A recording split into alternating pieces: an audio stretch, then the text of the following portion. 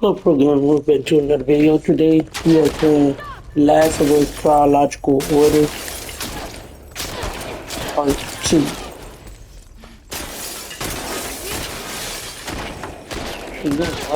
Run.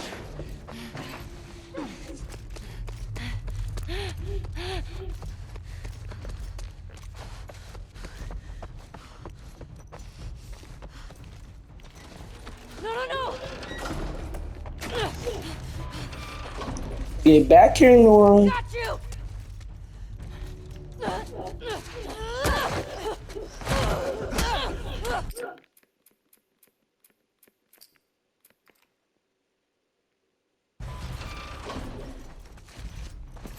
I want to Got see what you! happens.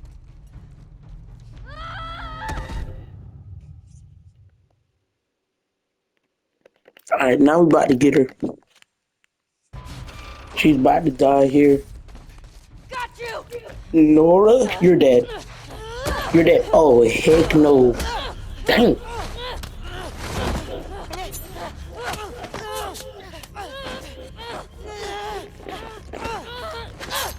Dang. Mm.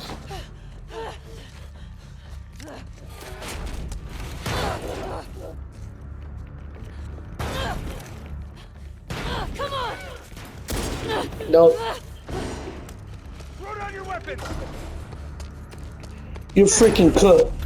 These little opportunities where we wanted Ellie to use her superpower, which is her immunity, to get out of these like precarious situations. I remember the establishing of the geography was tricky here, and like how do we separate these two characters? Yeah. How do you spot the goal? Right.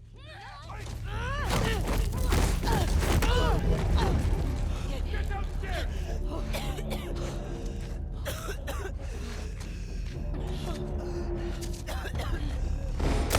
Take her out!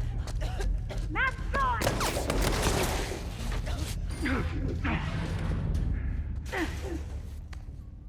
The fuck's the power doing off? Doesn't matter. Find the trespasser. Clickers.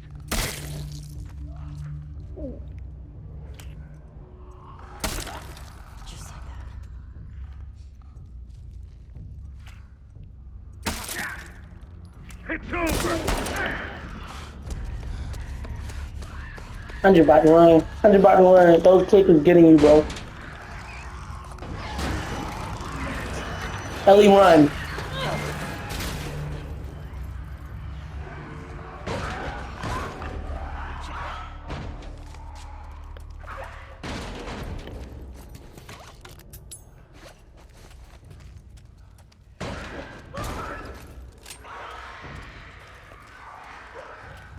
Nora is good.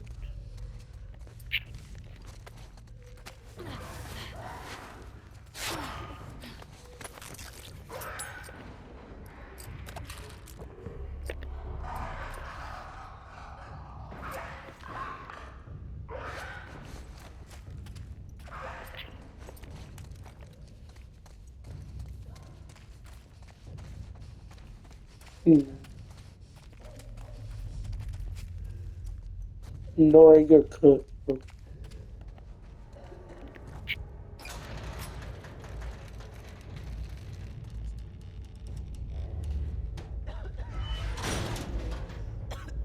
Hi, Nora.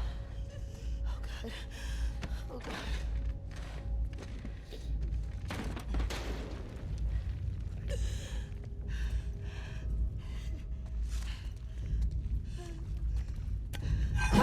Where the freak you get that from?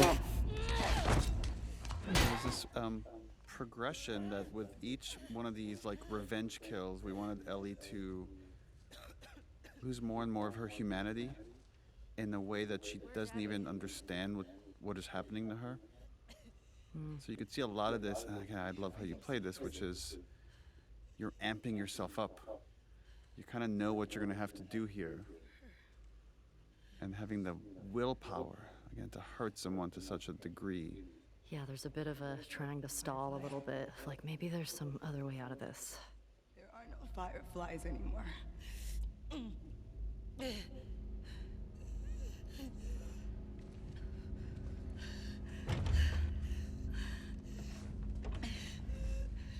Where's Abby? Yeah, now we're at a point where she thinks all she needs is Abby to feel better about the whole thing. And that's where it feels like you can feel that she's still a kid because she's looking for this thing to try to fix it, and that's not it. It's interesting to think about the scene from Nora's perspective, which is like how much she's willing to sacrifice to try to help her friend. She's bracing herself because she knows what's She coming. knows. Like, Nora's a pretty commendable character Yeah. from the Yeah. other side. And it was important to just add this little bit of interactivity to make the player complicit in this. It really does. Yeah. Thank you. Joel really wanted this. You was the one who's supposed to be dead.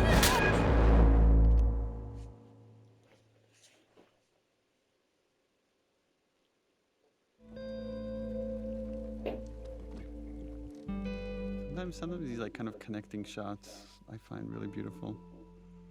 Just giving you a little bit of a gap in time.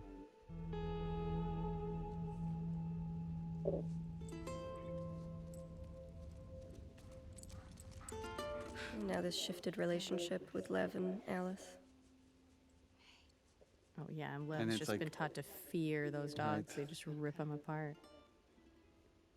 And another example of just the beauty of animals in this world and Oh, how they represent innocence. gorgeous baby. I'm staring at the animation on the fingers and how well done it is. Well done. You can go see her now if you want. Is she gonna be okay? Yeah, actually. All this time after what they did to Joel, after all the Seraphites they've killed, finally meeting these two kids, just starts to like put I'm some perspective for Abby. watching a movie, bro. Her body figures it out before her head does. What happened to us? Right, that's the most she's going to talk about all these things that she's done. Maybe we stop looking for the light. Maybe. The idea that, even when we fail, we still have to push forward for something better. Oh yeah, guys, and there's descriptive commentary. Okay.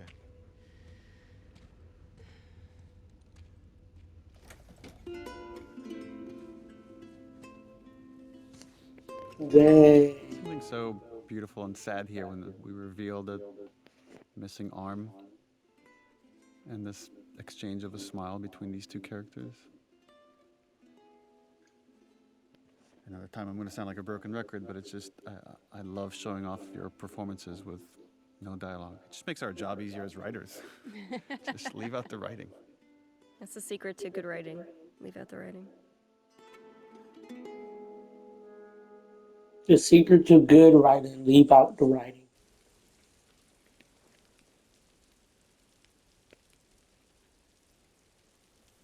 There's a parallel of an image there when Ellie goes to enter Joel's house, her hand shakes, and then she grabs the handle, and now her hand is shaking from the violence she's committed against Nora. And it just shows that as much as she wants to be like Joel, she's not Joel. I think Joel could disassociate more, just remove himself from the impact that his violence has in a way that Ellie cannot. Ellie doesn't have as much practice with it. She also has, I think, more empathy. I think so. I also think she needs it more than he did. I think for Joel, killing is practical, and Yeah. for Ellie, it's emotional. Right. We see Joel in the first game tortures a couple of guys, and he just moves on. And then Ellie just did it, and it will forever change her. Yeah, that's not something you can take back. The torturing we've seen of Joel's has always been toward a productive purpose, right? It's to help or to save or to learn in a way to be a protector. And Ellie is just a destroyer.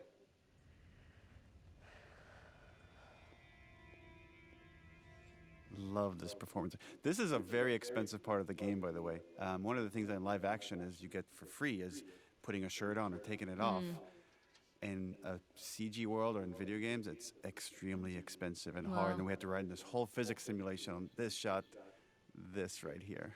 This is so tricky to pull off.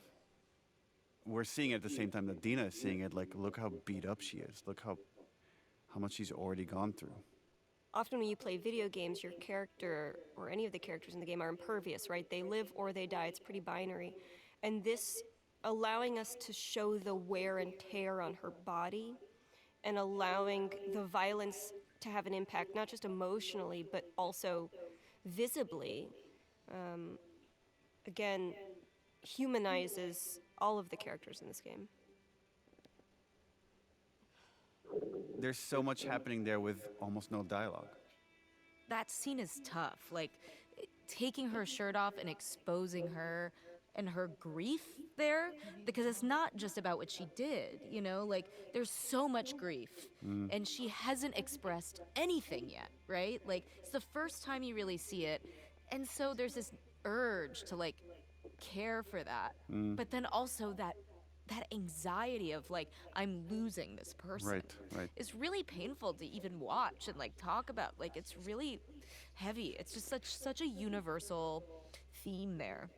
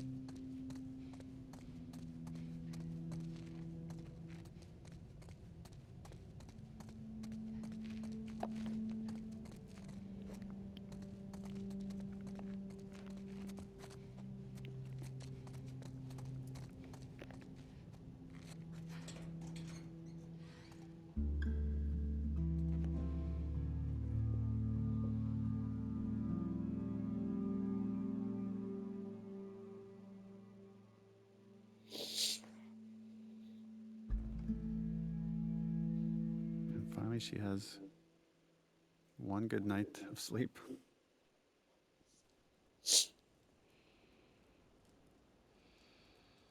Yeah, but consciousness is about to slap her in the face.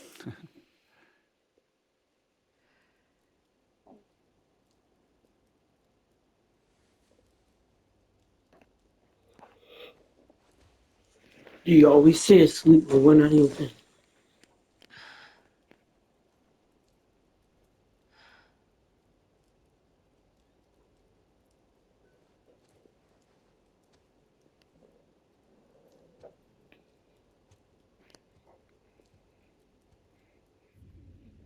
She's not going to come with you. Convince her. We broke the rules, Mom. That's all you care about. Owen? Just me. Oof. Yeah. Like that, Mel doesn't even, you're not even worth my time to talk about it. Changing her bandages. But then she snaps. She's so powerless in this situation. What are they fighting about? Fuck you, Yara. I wouldn't leave you behind. Oh, and this was a fun beat because he did just learn how to say fuck you. Owen invited them to come to Santa Barbara. That is very Owen. She's trying to be jokey and connect with Mel. Talked him out of going by now. Hoping that she doesn't know. Right. Actually, I'm going with them. But not if you come. Oof. What? He may fall for your little act with these kids, but I don't. There's nothing to fall for. Isaac's top scar killer suddenly had a change of heart. It's such an insult, right? But it's like, she probably deserves it. But the idea that she's only being nice to these kids to earn favor with Owen. You're Yeah. a piece of shit, Abby. You always It's so sad that she doesn't fight back because she probably agrees with her. Oh, fully. Fully. Well, I think Mel is also calling into question, like, can characters change? Can people change? We see it with Joel, but it happens so rarely, right? And so many of our characters are myopically focused and can't change no matter what. So I understand why she feels like this must be bullshit. No, but she finally feels like, oh God, I'm doing the right thing. I'm finally doing the right thing. Maybe I can be better. And then like this Right. instant back to reality. I like that showing emotion in this world is somehow a weakness. Nice shirt. We had read a lot on what was on that shirt. Yes, I just I was remember we just had all thinking these the same thing. all these different designs that were just too distracting, and finally we ended up with something pretty subtle. How's your arm? Because she'd need an aquarium shirt. Why does that otter look so sad? Otter lost its arm too. Lev coming around? He will. I remember a conversation I had with Victoria here about Yara's motivation, how she feels like she needs to repay Abby in some way, and she's complimenting her, and she's pulling her in to like find Lev, but more for Abby's sake than for actually finding Lev.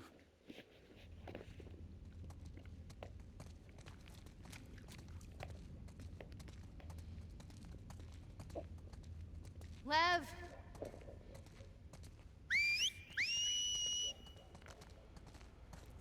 Lev! Come back here, please!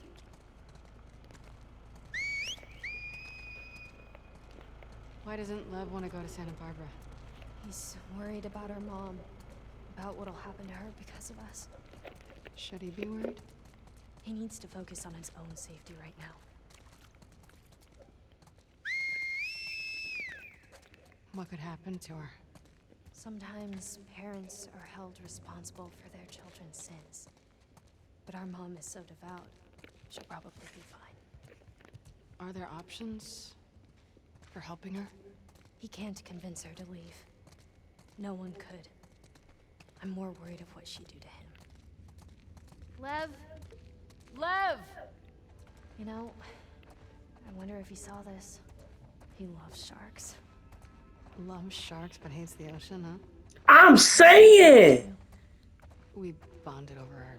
Abby said the same thing I said. He loves sharks but hates the ocean. Hear that? That don't make no sense.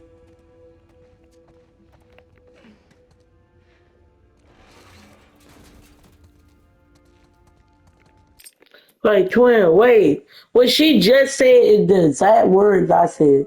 He loves sharks but hates the ocean. That don't make no sense. Lev! You know, I wonder if he saw this. He loves sharks. Loves sharks but hates the ocean, huh? I'm saying, bruh. We bonded over her shared fear of dying. He said you were brave. He's a liar. You hear that? Lev! Are you in here?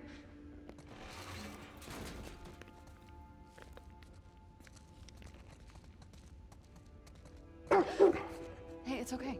It's okay. She just wants to play. Hey, girl. What you got there? She won't hurt you. Okay, watch. Go get it, girl.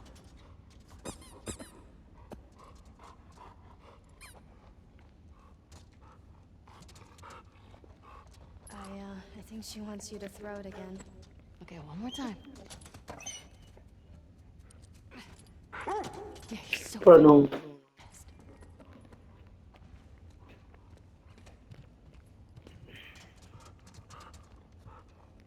You want to try? That doesn't seem like a good idea.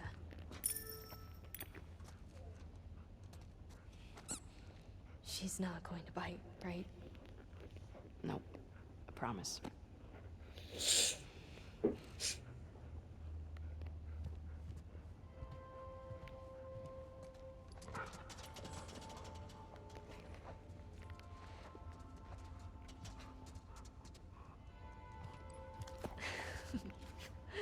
Can I do it again?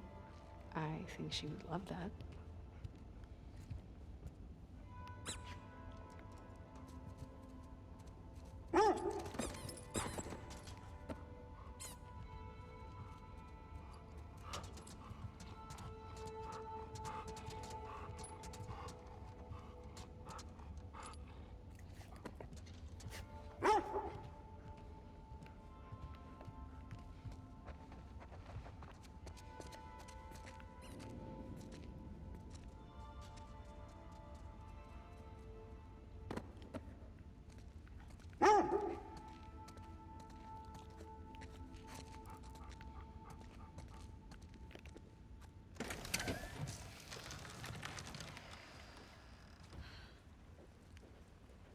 this was a tough one to write.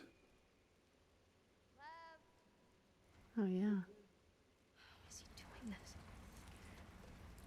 Hey, do you think maybe he could convince your mom? If she saw him like this, she'd strangle him with her bare hands.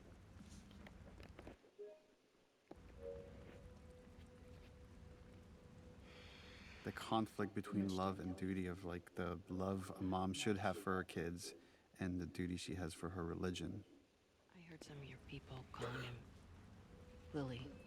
I like here that Yara is the practical one. She sees the world as it is, and she sees the consequences as they are. And in some way, in another universe, she and Abby would be wonderful enemies because they are both strong, myopic soldiers, right? But for Yara, the risk to Lev's life is worth giving everything up. I told him he had to keep it to himself. And the guilt, right? This guilt here. Well, it's that it's also Yara has greater love for Lev than their mom had for Lev. That this moment that she's describing here is what made her lose faith. And we don't talk about it, but I think the difference that I see between Yara and Lev is that Yara has lost her faith, and Lev has just refocused it, went back to the origins, to the writings, and sees how it was corrupted. So stupid. This is another one of those scenes. I thought Victoria here just knocked it out of the park. Yeah. Yeah. I'm gonna find something to cheer him up. I like these in these action games, sometimes having a goal of like, oh, let's find a toy to cheer up a kid. And that becomes your gameplay objective. Well, why do you think he did it now? Shaved his head, I mean. Last week, he got assigned his role in the community. He wanted to be a soldier like me, but they decided he was to be a wife to one of the elders. It's tradition. Poor kid.